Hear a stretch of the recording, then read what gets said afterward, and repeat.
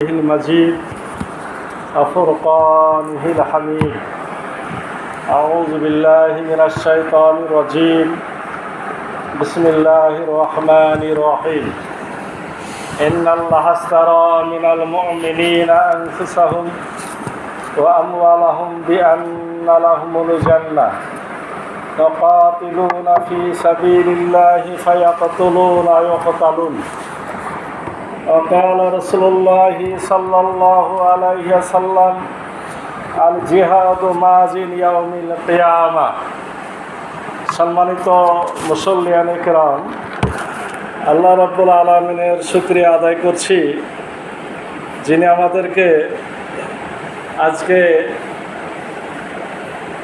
আরবি পবিত্র মাস, 4টি মাসের অন্যতম মাস মুহররম মাসের আজকে 6 তারিখ, মুহররম মাসের 6 তারিখ জুমার দিন, প্রথম জুমা। এই জুমার সালাত তাদের উদ্দেশ্যে তার পবিত্র ঘরে আসার এবং বসার সুযোগ দান করেছেন। যে রব্বুল আলামিন সুযোগটি দিয়েছেন, তার দরবারে আমরা ভক্তির সাথে, সম্মানের সাথে শুকরিয়া আদায় করছি, পড়ছি আলহামদুলিল্লাহ।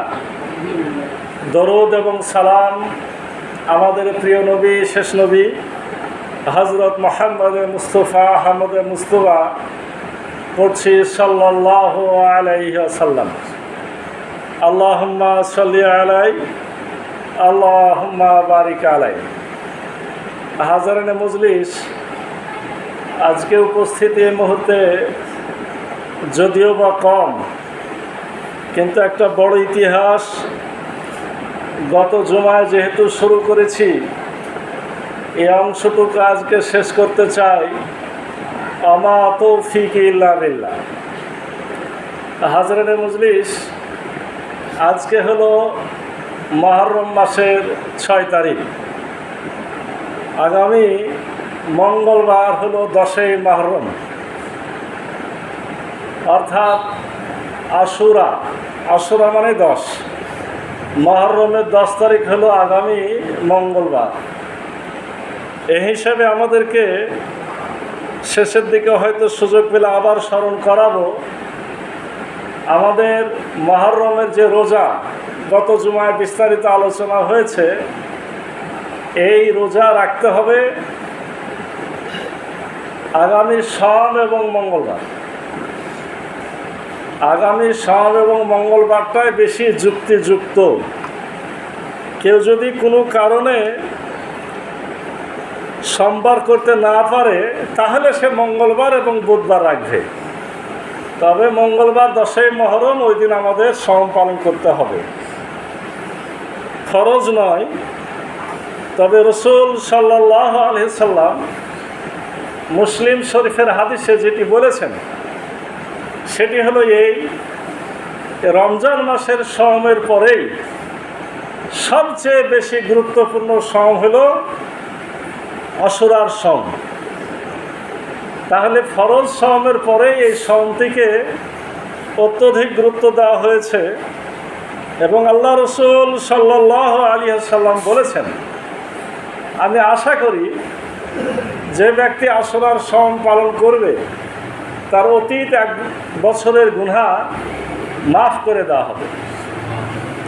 তাহলে আমরা আগামী মঙ্গলবার, সোম এবং মঙ্গলবার, না পারলে মঙ্গল এবং বুধবার, আর একান্ত যদি আরও বেশি সমস্যা হয় কমপক্ষে মঙ্গলবার সোম পালনের চেষ্টা করব ইনশাআল্লাহ।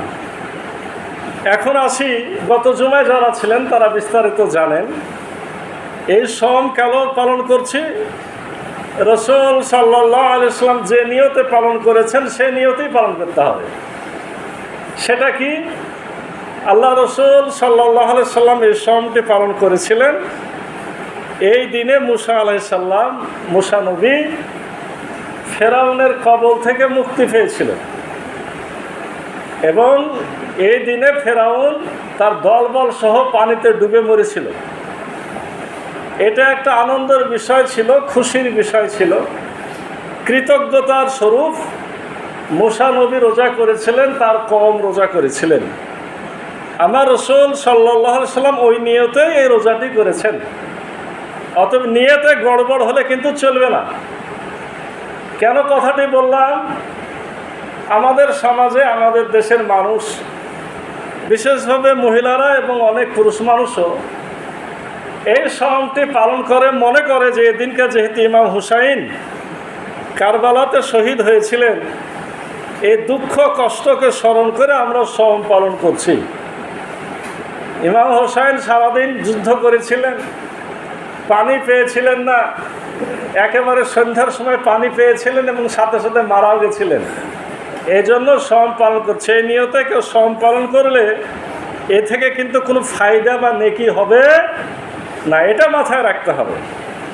তবে ইমাম হুসাইনের ঘটনাটি আজকের দিনে জুমা, বাংলাদেশের যত জুমা মসজিদ আছে তার হয়তো 95% মসজিদে ইমাম হুসাইনের আলোচনা হবে।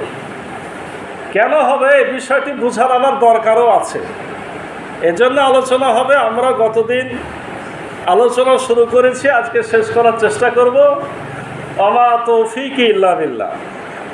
আমরা গতদিন আপনাদের কাছে যে কথাগুলো বলেছিলাম একটু পিছন থেকে স্মরণ করাতে চাই। আমার রাসূল হযরত মুহাম্মদ সাল্লাল্লাহু আলাইহি সাল্লাম দুনিয়া থেকে বিদায় নিলেন। আল্লাহ রাব্বুল আলামিন তার একটা মৃত্যু অসুখ দিল। অসুখের কারণে তিনি অসুখ দিয়েই রব্বুল আলামিন তাকে দুনিয়া থেকে বিদায় নিয়ে তুলে নিলেন। আল্লাহ রাসূল দুনিয়া থেকে বিদায় নেওয়ার পরে আবু বকর সিদ্দিক রাদিয়াল্লাহু আনহু 2.5 বছর শাসন করলেন। তিনিও অসুস্থ হলেন। অসুস্থ অবস্থাতে তিনি দুনিয়া থেকে বিদায় নিলেন। কিন্তু এরপর থেকে ইতিহাসগুলো খুবই মর্মান্তিক। হযরত উমর ইবনুল খাত্তাব রাদিয়াল্লাহু আনহু তিনি শাসন করলেন 10 বছর। তার খেলাফত কাল ছিল 10 বছর। তিনি ফজরের সালাতে কেবল দাঁড়িয়েছেন, আল্লাহু আকবার যেমনই বলেছেন, তার পিছনে গোয়েন্দা ছদ্মবেশে লুকিয়েছিল। দুধারী তলোয়ার, বিষ মাখানো তরবারি। দুধারী শুধু নয়, বলা হয় চতুর্ধারী। মানে সেই তরবারির ব্যাখ্যা আমরা যেটি ইতিহাসে পড়েছি, মাঝখানে ধরার জায়গা, নিচেও ফলা, ওপরেও ফলা, আবার প্রত্যেক ফলার 2 দিকেই ধার এবং বিষ মাখানো। টার্গেট হলো কোনোভাবে যাতে মিস না হয়ে যায়।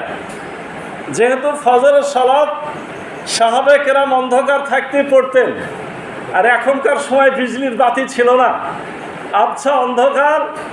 এ অবস্থাতে যেমন আল্লাহু আকবার, তাকবীরে তাহরিমা আল্লাহু আকবার যেমন বলেছেন, সাথে সাথে আক্রমণ করা হয়ে গেল। উমর ইবনুল খাত্তাব রাদিয়াল্লাহু আনহু নাড়ি ভুঁড়ি পর্যন্ত কেটে গেছিল। তাকে দুধ পান করানো হয়েছিল অসুস্থ অবস্থায়। সেই দুধ নাড়ি দিয়ে বের হয়ে যেত। এই অবস্থায় কঠিন কষ্ট পেয়ে যাতনা নিয়ে 2 দিন বেঁচে থেকে তিনি দুনিয়া থেকে বিদায় নিয়েছিলেন। এজন্য তাকে বলা হয় আপনার শহীদে মেহরাব, মানে মেহরাবের মধ্যেই তিনি শহীদ হয়েছিলেন। আমি কেন কথাগুলো বলছি? আজকে এটা একটা ষড়যন্ত্র আছে। সেটা হলো যে শুধু ইমাম হুসাইনকে শহীদ করা হলো, এই আলোচনাটা এত বেশি কেন হয়, এই কথাগুলো কেন আমরা জানি না। তার মানে এর মধ্যে একটা কি আছে? এর মধ্যে একটা ষড়যন্ত্র লুকিয়ে আছে। উমর ইবনুল খাত্তাব রাদিয়াল্লাহু আনহু এত বড় মাপের সাহাবী, আল্লাহ রাসূল বলতেন আমার পরে নবী আসলে, নবী আসার সিলসিলা নাই, যদি নবী হওয়ার ধারাবাহিকতা চালু থাকতো উমর ইবনুল খাত্তাব নবী হয়ে যেতেন। এরকম মানুষটিকে শহীদ করা হয়েছে, এই আলোচনা আমরা করি না। এরপরে উমর ইবনুল খাত্তাব রাদিয়াল্লাহু আনহুর পরে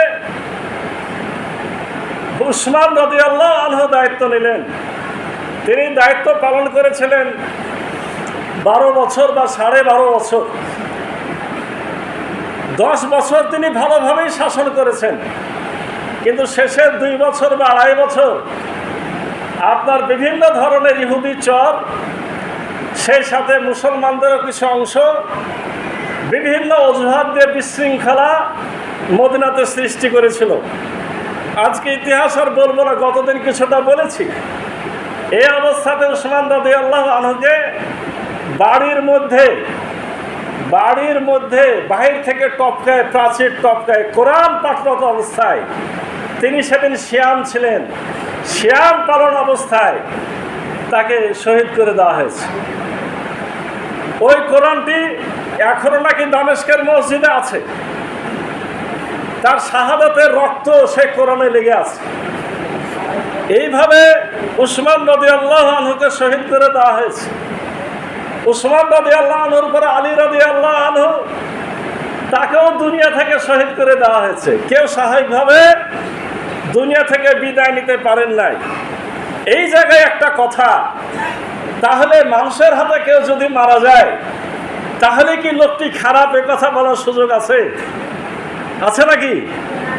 এটা একটা কত বড় মারাত্মক ভুল ধারণা। খেয়াল করেন, এত বড় বড় মাপের সাহাবী তারা সকলেই মানুষের হাতেই আপনার নিহত হয়েছেন, তারা শাহাদত বরণ করেছেন। এরপরের ইতিহাস তো আপনারা জানছেন। আলী রাদিয়াল্লাহু আনহুর পরে ইমাম হাসানও শহীদ, ইমাম হোসাইনও শহীদ। আমরা গতদিন শেষ করেছিলাম কোন জায়গা থেকে?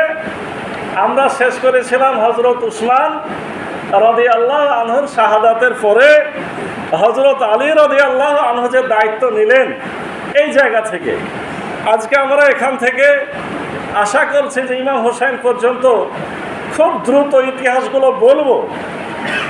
ইতিহাসগুলো এজন্য বলা দরকার আছে, আমাদের সমাজে যারা মানে ইতিহাসের চর্চা কম, এগুলো তো হাদিসের কথা নয়। উসমান রাদিয়াল্লাহু আনহুর পরে যে ইতিহাস, সেটা ইতিহাস, এটা তো আর কোরআন হাদিস না। এটা কি কোরআন হাদিস? কোরআন তো আল্লাহ রসুল বিদায় হয়েছেন, কোরআন ওহী বন্ধ হয়ে গেছে। আল্লাহ রসুল বিদায় নিয়েছেন, হাদিসও বন্ধ হয়ে গেছে। এগুলো ইতিহাস। কিন্তু অনেক মানুষ ইতিহাসগুলো সঠিকভাবে না জানার কারণে বলে যে সবাই ঠিক আছে। সবাই ঠিক বলে দুনিয়াতে কোনো কথা থাকে না। একটা ঠিক হবে, একটা ভুল হবে। এটা আপনাকে বুদ্ধি, বিচার, বিশ্লেষণ করে বুঝে নিতে হবে। এই যে এটাও ঠিক ওটাও ঠিক, এই ধারাবাহিকতায় ভয়ঙ্কর একটা কিছু আলেম শ্রেণী কথা চালু করেছে। সেটা কেউ কেউ বলছেন যে ইমাম হোসাইনও ঠিক, ইয়াজিদও ঠিক। নাউজুবিল্লাহ মিন জালিক। ইয়াজিদ কি ঠিক হতে পারে? আমার তো ভয় হয়, হয়তো আপনাদের কেউ না কেউ যারা ছোট আছেন একসময় শুনবেন, যদি এরকম ফিতনা চলতেই থাকে, এরকম মেম্বারে দাঁড়ায় আপনাকে বলবে যে ইমাম হোসেন ভুল ছিল, ইয়াজিদ ঠিক ছিল। এটা কিন্তু ঘটে যাবে। আমি আপনাদের বলছি, আমার কাছে যতটুকু তথ্য আছে, এই বিষয়ে আমি যতটুকু লেখাপড়া করছি, এখনো করে যাচ্ছি, তাতে খুব আশঙ্কা আছে। না, দুইটা কখনো ঠিক হতে পারে না। ঠিক হবে কোনটা? যে কোনো একটা। হয় আপনি হুসাইনের পক্ষে হবেন, আর না হয় সরাসরি আপনি ইয়াজিদের পক্ষে হবেন। আমরা কার পক্ষে হব? কেন হব? হুসাইন সাহাবী ছিলেন, ইয়াজিদ কি সাহাবী ছিলেন? তার আব্বা সাহাবী ছিল, তিনি তার সাহাবী ছিলেন না। এটা একটা সোজা হিসাব। আমি গতদিন বলেছি, উমর ইবনুল খাত্তাব রাদিয়াল্লাহু আনহু বদরি সাহাবীদের মর্যাদা সবচাইতে বেশি। ইমাম হাসান এবং হোসাইনকে বদরের যুদ্ধের মুজাহিদদের সমান ভাতা দিতেন। তার মানে কি? তারা ফয়সালা করে গেছেন কারা উত্তম আর কারা অধম। আসুন, যে জায়গায় ছিলাম এই কথাটুকু এজন্য বললাম যে এই কথাটুকু বোঝার জন্য সেটা প্রয়োজন হবে। আলী রাদিয়াল্লাহু আনহু দায়িত্ব নিলেন। আলী রাদিয়াল্লাহু আনহু দায়িত্ব, ইমাম উসমান রাদিয়াল্লাহু আনহু দুনিয়া থেকে বিদায় নিলেন। দায়িত্ব কে নিলেন? হযরত আলী রাদিয়াল্লাহু আনহু। কেন নিলেন? ওই সময় মদিনার প্রত্যেকটা মানুষে আলী রাদিয়াল্লাহু আনহুকে সাপোর্ট করলেন, যে ইনি ছাড়া এই খেলাফতের দায়িত্ব নেওয়ার মতো আর কেউ এখানে নাই। আচ্ছা, একটা মানুষকে যখন সমর্থন করা হয়, তখন কি শুধু ভালো মানুষই সমর্থন করে?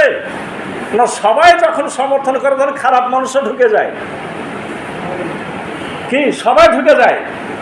এটা বুঝতে হবে, বিষয়টা বোঝার জন্য বুঝতে হবে। তার মানে উসমান রাদিয়াল্লাহু আনহুকে যারা শহীদ করেছেন ওই গোটা গ্রুপটা 2000 মতো ছিল, তারাও কিন্তু এখন আলী রাদিয়াল্লাহু আনহুর পতাকা তোলে। ভালোরাও খারাপরাও সবাই আলী রাদিয়াল্লাহু আনহুকে মেনে নিয়েছেন। এর পিছে কিছু কারণ ছিল, আমি গতদিন বলেছি যে উসমান রাদিয়াল্লাহু আনহুর দায়িত্বের শেষের দিকে তার সরলতার সুযোগ নিয়ে তার বংশে অনেক লোকজন দায়িত্বে এসেছিল এবং ওই বংশের লোকেরা কিছু খারাপ কাজ কাম করা শুরু করেছিল। এই নিয়ে ভালো মানুষদের মধ্যে একটা কষ্ট কিন্তু ছিল।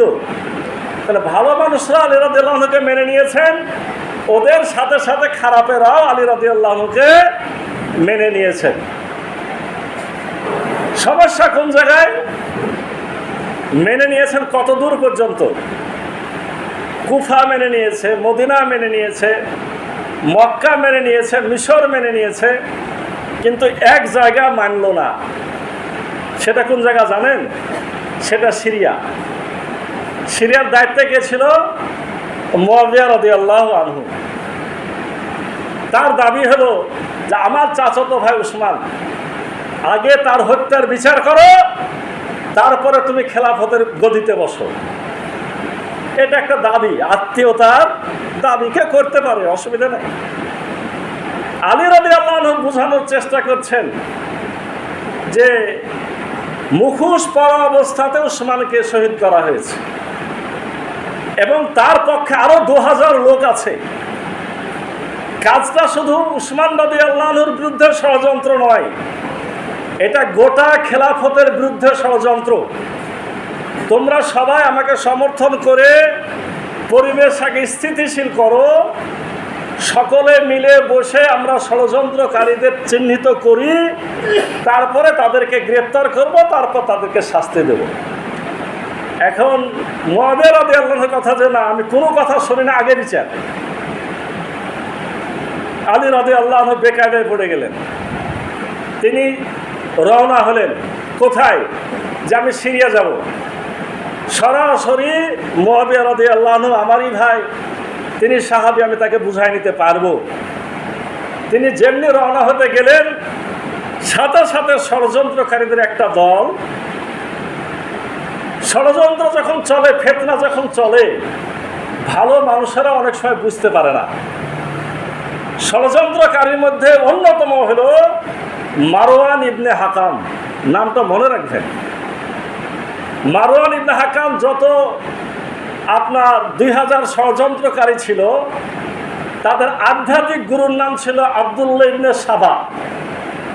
সে সরাসরি ইহুদি, সরাসরি সে ইহুদি, সে গোপনে থাকত।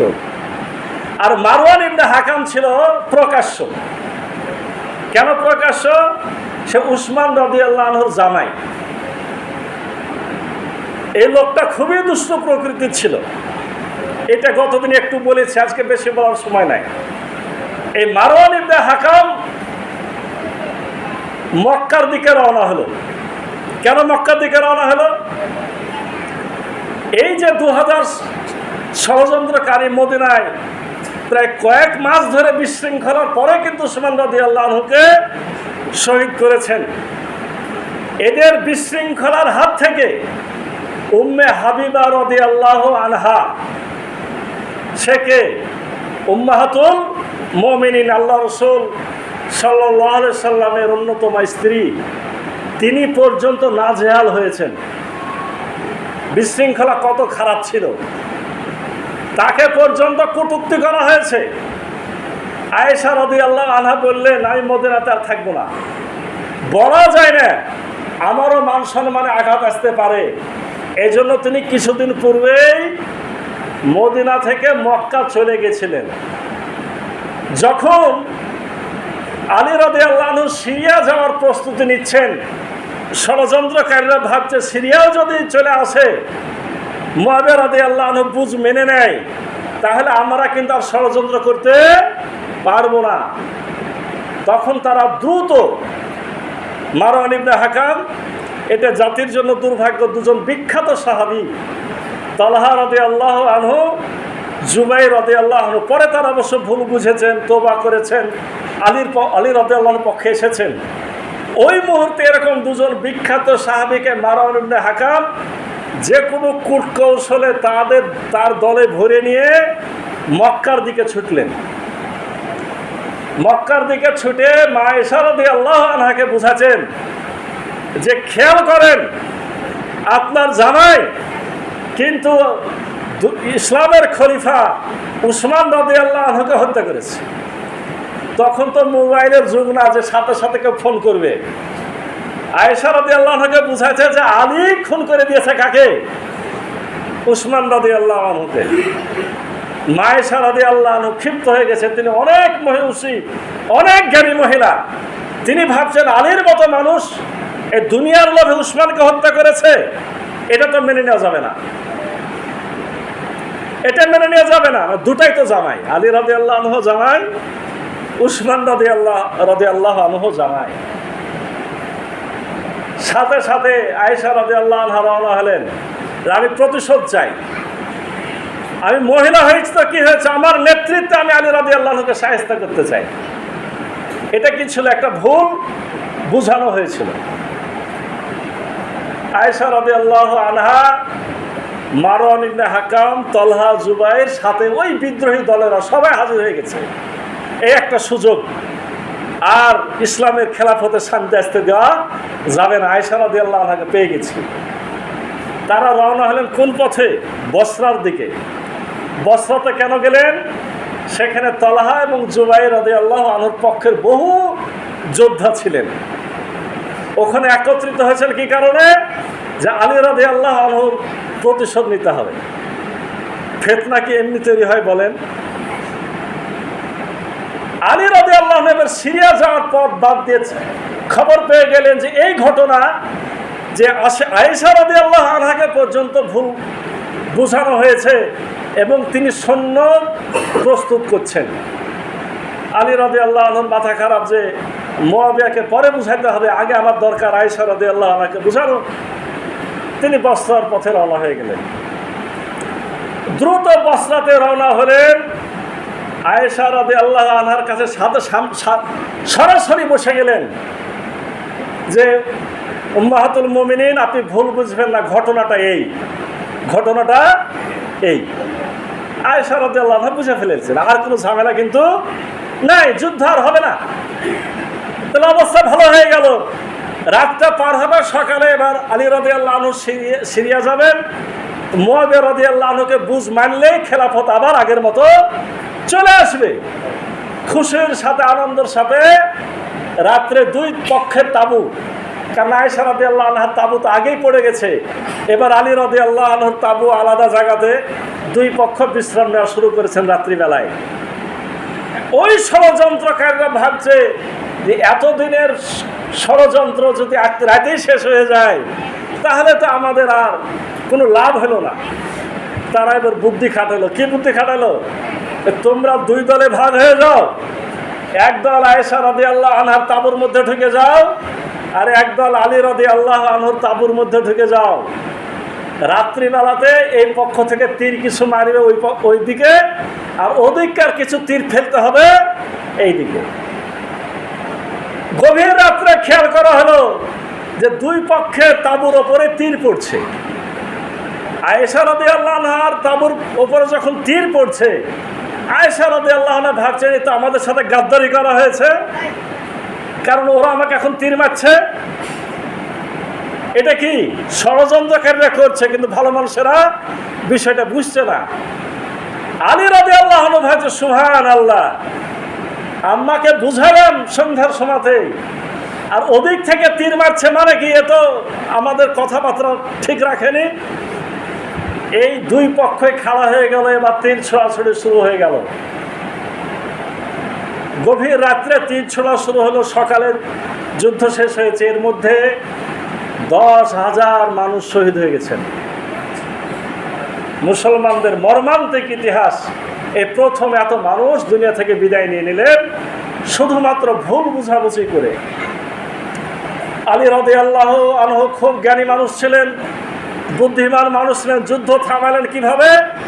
আয়েশা রাদিয়াল্লাহু আনহা ঘোড়ার পিঠে বসে আছেন, মানে প্রধান সেনাপতির মতো ভূমিকা আছে, তাকে দেখে তারা যুদ্ধ করছে। আলী রাদিয়াল্লাহু আনহু বুদ্ধি খাটে দুজন দুর্ধর্ষ গোয়েন্দা মুজাহিদ পাঠিয়ে দিলেন যে তোমাদের কাম হলো আয়েশা রাদিয়াল্লাহু আনহার ঘোড়ার পা দুটাকে কেটে দিবে। মানে যুদ্ধ বন্ধ করে একটা কৌশল ছিল। যখনই ঘোড়া থেকে আয়েশা রাদিয়াল্লাহু আনহা বসে যাবেন, নিচু হয়ে যাবেন, তখন ওনার সৈন্যবাহিনী মনে করবে যে আমরা পরাজিত হয়েছি। এটা হলে আমি একটা বুদ্ধি খাটাতে আবার পারবো। ঠিক এইভাবে বুদ্ধি খাটিয়ে আয়েশা রাদিয়াল্লাহু আনহার উটের বা ঘোড়ার পা কেটে দেওয়া হলো। সাথে সাথে আয়েশা রাদিয়াল্লাহু আনহা বসে পড়লেন। ওই বাহিনী মনে করলো যে আর পারবো না আমরা। দ্রুত বেগে আলী রাদিয়াল্লাহু আনহু আবার আয়েশা রাদিয়াল্লাহু আনহার কাছে গেলেন এবং বললেন, উম্মাহাতুল মুমিনিন, আমরা বুঝতে পেরেছি এর মধ্যে একটা ভয়ঙ্কর ষড়যন্ত্র ছিল বা এটা ঘটেছে। আবার দুই পক্ষই বুঝলেন, দুই পক্ষই বুঝে গেলেন। মাঝখানে কি ঘটলো? মাঝখানে যেটা ঘটেছিল সেটা হলো এই যে তালহা এবং জুবাইর রাদিয়াল্লাহু আনহু তারা আয়েশা রাদিয়াল্লাহু আনহার পক্ষে তখন ছিলেন।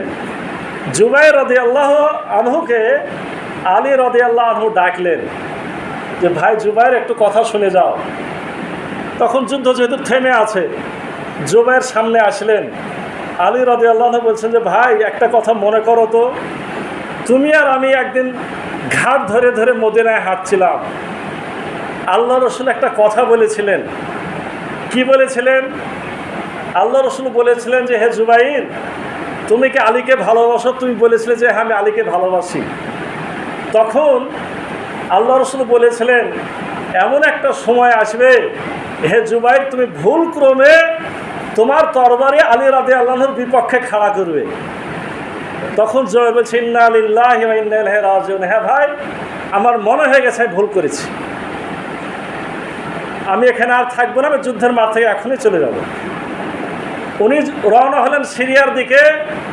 বলা হয়ে থাকে যে তার শারীরিক কিছু সমস্যা ছিল, কিছুটা আহত হয়েছিলেন চিকিৎসার জন্যে।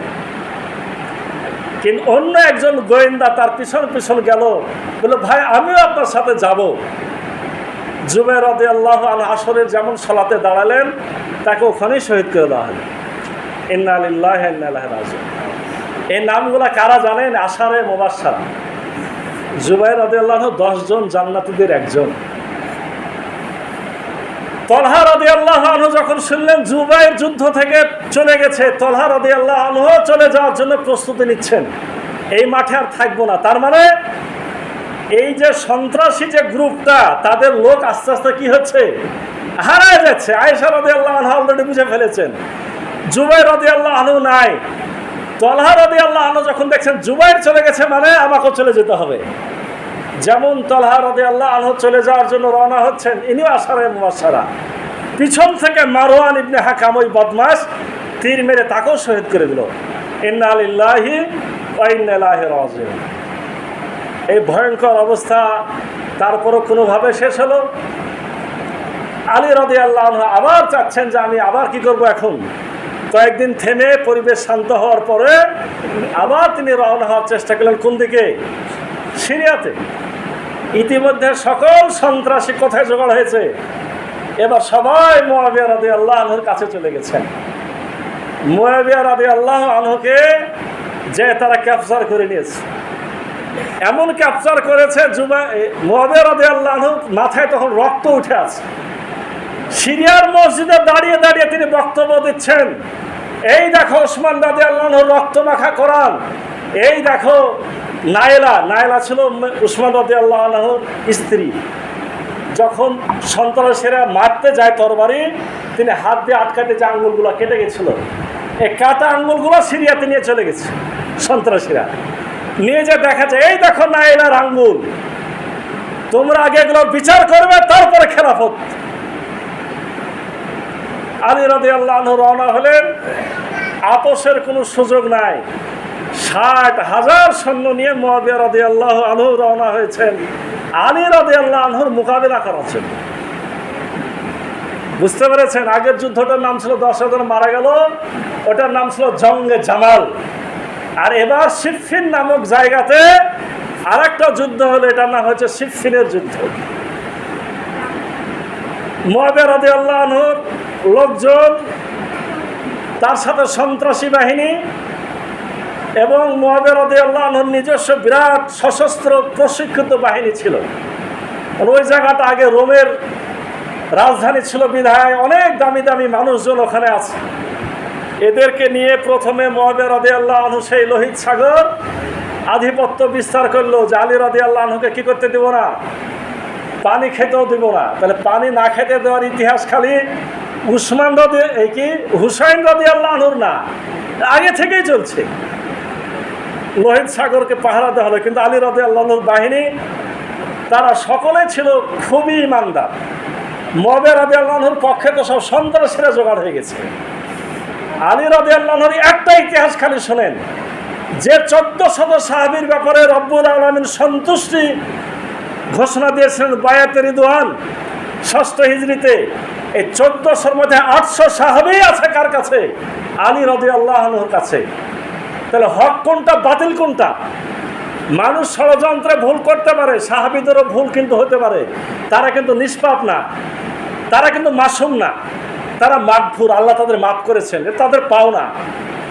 কিন্তু ভুল কোনটা, সঠিক কোনটা, এটা বিচার বিবেচনা যদি নিয়ম চালু নাই থাকতো, তাহলে আমরা কিন্তু সহি আর জয়ীব হাদিস খুঁজে কিন্তু পেতাম না। তার মানে এখানে সত্যের পক্ষে আছে আলী রাদিয়াল্লাহু আনহু, আর মুআবিয়া রাদিয়াল্লাহু আনহু ভুলের পক্ষে, বা তাকে ভুল বোঝানো হয়েছে। আলী রাদিয়াল্লাহু আনহুর বাহিনী হলো 100% খাঁটি ইমানদার। তারা এক তাড়া দেওয়াতেই লোহিত সাগরের আধিপত্য ছেড়ে দিতে বাধ্য হলো মুআবিয়া রাদিয়াল্লাহু আনহুর বাহিনী। পরে যুদ্ধ শুরু হলো। এই যুদ্ধে কত মারা গেছিল জানেন? মুআবিয়া রাদিয়াল্লাহু আনহুর মারা গেল 45,000। তাহলে মারামারি কি খালি হুসাইন থেকে শুরু হয়েছে? ইতিহাস জানতে হলে পিছন থেকে আসতে হবে। আলী রাদিয়াল্লাহু আনহুর বাহিনীতে মারা গেল 25,000। কত মারা গেল? 45 আর 25 কত? 70,000। আর আগের যুদ্ধে 10,000। কত মারা গেল? এটা আমাদের জন্যে, মুসলমানদের জন্যে খুবই মর্মান্তিক ঘটনা। এই 70,000 মারা যাওয়ার পরে এখন দেখা যাচ্ছে যে যুদ্ধে আর পারা যাবে না। মুআবিয়া রাদিয়াল্লাহু আনহুর বাহিনী বুঝে নিয়েছে। আমর ইবনুল আস পরামর্শ দিল মুআবিয়া রাদিয়াল্লাহু আনহুকে যে একটাই বুদ্ধি যুদ্ধ থামানো, সেটা কি? সিরিয়াতে তখন আল্লাহ রসুলের সেই কোরআন, যেটা সহজতে আল্লাহ রসুল থাকতে যেটা জোগাড় করা হয়েছিল, সেই কোরআনটা সিরিয়াতে আছে। এই কোরআনটা সামনে নিয়ে আসলো মুআবিয়া রাদিয়াল্লাহু আনহুর বাহিনী। এটা ছিল একটা প্রতারণা। সামনে কোরআন ধরে বলছে যে আমরা যুদ্ধ থামায় দিচ্ছি, কোরআন দিয়ে ফয়সালা হবে। কোরআন দেখে আলী রাদিয়াল্লাহু আনহু বললেন যে হে আমার বাহিনী, তোমরা মাথায় রাখো, এই যুদ্ধটা শেষ করতে পারলে শান্তি, যুদ্ধ যদি ছেড়ে দেওয়া হয় অশান্তি আরো তৈরি হবে। কিন্তু কোরআন দেখার কারণে মানুষদের মধ্যে বিভেদ দেখা দিল। সামনে কোরআন, যুদ্ধ করব কি করে? আলী রাদিয়াল্লাহু আনহু বাহিনীর মধ্যে বিভক্তি দেখা দিল। যুদ্ধ ঠান্ডা হয়ে গেল। যুদ্ধ যখন ঠান্ডা হয়ে গেল, তখন তারা একটা সন্ধি করতে বাধ্য হইল, একটা সালিশ তৈরি হলো। সালিশ বোর্ড যা সিদ্ধান্ত দেবে সেটাই ফয়সালা। সালিশ বোর্ডের কাজ কি ছিল? সালিশ বোর্ডের কাজ ছিল এই যে আগে খেলাফত বসবে না বিচার আগে হবে, এটা হওয়ার কথা। ওই জায়গাতেও ষড়যন্ত্রকারীরা হাজির। কিভাবে হাজির? এই সালিশ বোর্ডে আলী রাদিয়াল্লাহু আনহু চেয়েছেন ইবনে আব্বাস রাদিয়াল্লাহু আনহুকে সালিশ বোর্ডের প্রধান বানাইতে, অর্থাৎ আল্লাহ রসুলের আপন চাচাতো ভাইকে। কিন্তু ওই যে আলী রাদিয়াল্লাহু বিভক্তি দুদল হয়ে গেছে, ইরাকবাসীরা বলল যে না, আপনি বানান হলো আবু মুসা আশারীকে। আবু মুসা আশারী একটা একেবারে সহজ সরল মানুষ। আর মুআবিয়া রাদিয়াল্লাহু আনহু সালিশ বানালো আমর ইবনুল আসকে। তিনি কেমন মানুষ? খুব চালাক চতুর। ওই যে কোরআন সামনে নিয়ে এসেছে, এই সালিস বসলো দুমাতুল জান্দাল নামক একটা জায়গাতে। দুমাতুল জান্দালে সালিস বসবে। মুয়াবিয়া রাদিয়াল্লাহু আনহু নিজে 400 বাহিনী নিয়ে হাজির হলো। আলী রাদিয়াল্লাহু আনহু গেলেন না। তার মনে আগেই কষ্ট যে আবু মুসা আশআরী একটা সোজা সরল মানুষ, একে দিয়ে কিন্তু খুব ভালো সালিসের রেজাল্ট পাওয়া যাবে না। ঠিক তাই হলো। দুমাতুল জান্দালে হাজির হওয়ার পরে আমর ইবনুল আস আবু মুসা আশআরীকে বলছে, ভাই একটু এদিকে আসেন তো, মিটিংয়ে কথা বলার আগে একটু গোপন কিছু কথা আমরা সেরে নিই। তো বলেন, একটা কাজ করি, আসেন আমরা দুজনকেই বরখাস্ত করি। এখানে কিন্তু বরখাস্ত করার কোনো প্রশ্ন ছিল না। আলী রাদিয়াল্লাহু আনহু তো খলিফা, কিসের বরখাস্ত করা? আবু মুসা আশআরী কৌশলটা বুঝতে পারল না যে হ্যাঁ বরখাস্ত করা যায়, করে অন্য কাউকে খলিফা বানানো যায়। তো ভাই একটা কাজ করেন, মিটিংয়ে যে আগে আপনি বড় মানুষ, আপনি বলবেন যে আমি আলী রাদিয়াল্লাহু আনহুকে বরখাস্ত করলাম, তখন আমি দাঁড়িয়ে বলবো যে মুয়াবিয়া রাদিয়াল্লাহু আনহুকে আমি বরখাস্ত করলাম। কঠিন কূটকৌশল। আবু মুসা আশআরী সহজ সরল মানুষ দাঁড়ায় বলছে আমি আলী রাদিয়াল্লাহু আনহুকে খেলাফত থেকে বরখাস্ত করলাম। এটা সালিসের বিষয় ছিল না। যেমন উনি বলে বসে গেছে যে ভাই তুমি দাও, তোমারটা ঘোষণা দাও। এবার আমর ইবনুল আস রাদিয়াল্লাহু আনহু দাঁড়ায় বলছেন, আপনারা তো শুনলেন আলী রাদিয়াল্লাহু আনহুর পক্ষের সালিস তার লোককে বরখাস্ত করে দিয়েছে, তাহলে এখন খলিফাকে, এখন খলিফা মুয়াবিয়া। বুঝতে পেরেছেন? এই এই এই সালিস কি কেউ মানতে পারে না? মানার মতো মানামানি হলো না। মাঝখানে মুসলিম বিশ্ব দুভাগ হয়ে গেল। সিরিয়া ছাড়াই আলী রাদিয়াল্লাহু আনহুকে কি করতে হলো? খেলাফত চালাতে থাকতে হলো। আর মুয়াবিয়া রাদিয়াল্লাহু আনহু একটা আলাদা হিসেবে থেকে গেল। এরপর ইতিহাস জানেন, মুসলমানরা 3 ভাগ হয়ে গেল। কয় ভাগ? ওই যে আমরা শিয়া বলি, সুন্নি বলি, আর আমরা কি বলি, খারেজি। এই সমাজে তৈরি হলো, কারণ মানুষদের মধ্যে ফিতনা আরো বেশি বৃদ্ধি পেল। খারেজিরা কি বললো? খারেজিরা বললো যে 2 পক্ষই খারাপ, 2 পক্ষের মধ্যে 3টা লোক বেশি খারাপ, মুয়াবিয়াও খারাপ, আলীও খারাপ, আমরা না, 3টাকে মেরে ফেলে দিতে হবে। এটা খারেজিদের বক্তব্য। শিয়াদের বক্তব্য হলো যে নবীর ভাইস্তে বেটা ছাড়া কাউকে মানি না, আবু বকর, ওমর, ওসমান সব ভুল। বুঝলাম না, এখন থেকে আলীকে মানতে হবে, হাসান আর হোসেনকে মানতে হবে। তৈরি হয়ে গেল শিয়া গ্রুপ। আর একদল থাকলো বিশুদ্ধ গ্রুপ, আলী রাদিয়াল্লাহু আনহুর সাথেই থাকলো, তারা হলো সুন্নি। বুঝতে পেরেছেন? এবার কি হলো? খারেজিরা রাত্রেবেলায় বের হলো, 3 জনকে মেরে ফেলবে। তাই আলী রাদিয়াল্লাহু আনহু তো খলিফা, তিনি তো আল্লাহ ছাড়া কাউকে ভয় করে না। তিনি মসজিদ থেকে ফজরের সময় নামাজে যাচ্ছে, রাস্তার মধ্যে কি করা হলো? তাকে শহীদ করে দেওয়া হলো। কিন্তু আমর ইবনুল আস আর মুয়াবিয়া রাদিয়াল্লাহু আনহু তারা কিন্তু ইতিমধ্যে দুনিয়ার রাজনীতি বুঝে ফেলেছে, তাদের বডিগার্ড আছে, তারাকে কিন্তু আর কেউ মারতে পারলো না। মাঝখানে আলী রাদিয়াল্লাহু আনহু শেষ। আপনারা জানেন ইতিমধ্যেই আলী রাদিয়াল্লাহু আনহুর খেলাফতের মধ্যে যারা ছিল তারা হাসানকে খলিফা বানায় নিল। হাসান অল্প বয়সের মানুষ, তিনি খলিফা হয়েছেন। আর এই যুদ্ধ বিগ্রহ চলতে আছে, ফিতনা ছড়াতে আছে। মুয়াবিয়া রাদিয়াল্লাহু আনহু রওনা হলেন হাসানকে কাবু করতে। হাসান রাদিয়াল্লাহু আনহু লোক পাঠিয়ে দিলেন যে আমি কোনো যুদ্ধ করতে রাজি না, আপনি দেশ চালান কিন্তু দেশের শান্তি থাক। তিনি দায়িত্ব দিয়ে দিলেন যে চাচা আপনি দেশ চালান, তবে আপনার মৃত্যুর পরে হুসাইন আমার আর এক ভাই, তিনি কি করবেন সেটা নিয়ে আমার মাথাতে কোনো চিন্তা নাই এখন। তার মানে তিনি ইঙ্গিত দিলেন যে আপনি মারা যাওয়ার পরে দায়িত্বটা হোসেনের আলী ভালো হয়, আমি আর খেলাফত নিব না।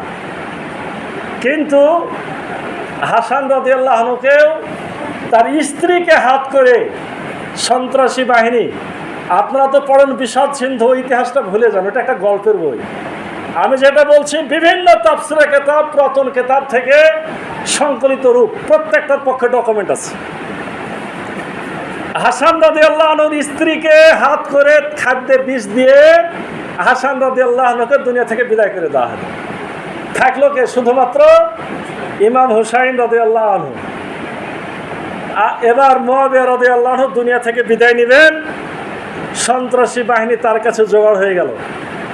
জোগাড় হয়ে যে বুঝাতে শুরু করলো যে আমরা এই 2-5 হাজার সন্ত্রাসী আপনাকে কতই না সাহায্য করলাম, কতই কি করলাম, আপনি যদি এভাবে মারা যান, আর যদি খলিফা আবার হোসাইন বা ইবনে উমার বা আব্দুল্লাহ ইবনে জুবাইর, মানে বিখ্যাত বিখ্যাত সাহাবী তখন বেঁচে আছে, তারা যদি দায়িত্ব পেয়ে যায়, তাহলে কিন্তু আমাদের এতদিনের স্বপ্ন সব কি হয়ে যাবে, নষ্ট হয়ে যাবে।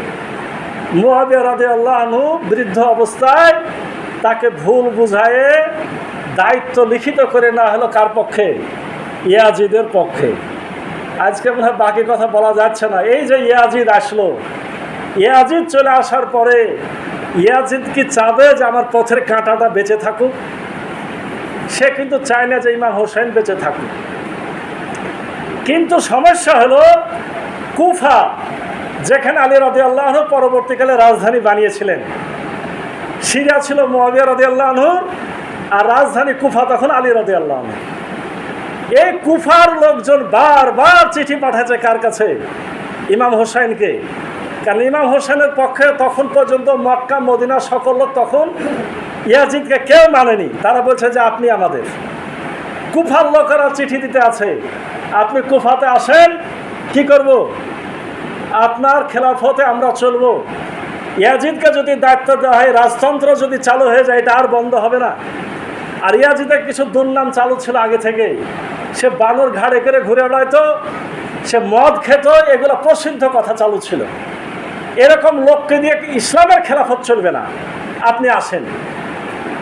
ইমাম হোসেন রাদিয়াল্লাহু আনহু আসলে কুফার অবস্থা কেমন যাচাইয়ের জন্যে চাচাতো ভাই মুসলিম ইবনে ওয়াকিলকে পাঠালেন। মুসলিম ইবনে ওয়াকিল, আজকে কথা শেষ করব, সামনের দিন একটু বাকি থাক, কি বলেন? হ্যাঁ, সামনের দিন একটু বাকি থাক। বাকি এর জন্য থাক যে আসল কথাটাই থাক, কিভাবে যুদ্ধের ময়দান তৈরি হয়েছিল, কিভাবে মারা গেছিল। আমার ধারণা আপনাদের তো লাইনে তুলতে পেরেছি, বুঝতে পেরেছেন যে ইতিহাসটা কিভাবে গড়াইছিল। মুসলিম ইবনে ওয়াকিল গেলেন, হ্যাঁ লোকজন রাজি। তিনি চিঠি পাঠালেন যে হ্যাঁ ভাই চলে আসেন, কোনো অসুবিধা নেই। তিনি ভাবছেন যে আমার তো আর কোনো বাহিনী দরকার নেই। তিনি যদি মনে করতেন যে যুদ্ধ হবে, কমপক্ষে 40,000 বাহিনী তিনিও নিয়ে আসতে পারতেন। তিনি ভাবলেন যে আমি এখন কুফা যাব, আব্বার জায়গা আগে থেকে আছে, ওখানেই থাকবো, আর ওখানে রাজধানী হবে, ইসলামের খেলাফত আবার নতুনভাবে চালু হবে, ইয়াজিদ বরখাস্ত হয়ে যাবে। সহজ সরল মনে মাত্র 40 জন পুরুষ, 32 জনই মহিলা, মানে কি ছোট শিশু বাচ্চা মিলে হলো 72 জন। মানে একেবারে যে আত্মস্বজনকে নিয়ে থাকতে হবে, এদেরকে নিয়ে তিনি রওনা হয়েছিলেন। কিন্তু ইয়াজিদ যখন শুনল যে আপনার ইমাম হোসেন রওনা হয়েছে, আর উনি জানছেন যে হোসেন কুফাতে চলে আসা মানে সমস্ত মানুষ ইমাম হোসেনের পক্ষে চলে যাবে, আমার ক্ষমতা আর থাকবে না। ইয়াজিদ তখন ওই সময়তে কুফার গভর্নর ছিল একজন বিখ্যাত সাহাবী নুমান ইবনে বশির। নুমান ইবনে বশির আল্লাহ রাসূলের সাহাবী, তিনি স্বাগত জানানোর জন্য রেডি যে হুসাইন আসছে।